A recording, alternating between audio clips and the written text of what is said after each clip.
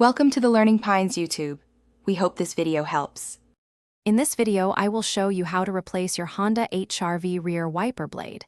This is an easy guide to help you maintain clear visibility. First, gather your new wiper blade, a small flathead screwdriver, and a clean cloth. Make sure your vehicle is parked safely with the ignition off. The correct replacement blade is usually 14 inches or 10 inches, depending on your model. Let's get started.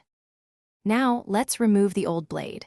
Gently lift the wiper arm away from the rear window until it stands upright and locks into position.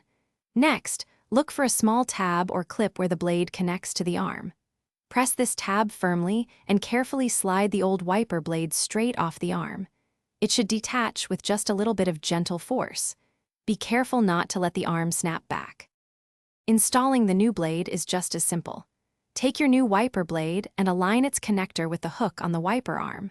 Slide the new blade onto the arm until you hear a distinct click, indicating it's securely locked into place. Double-check that it feels firm and won't easily come off. Finally, gently lower the entire wiper arm back onto the rear window. You're almost done. To complete the process, turn on your vehicle and activate the rear wiper function.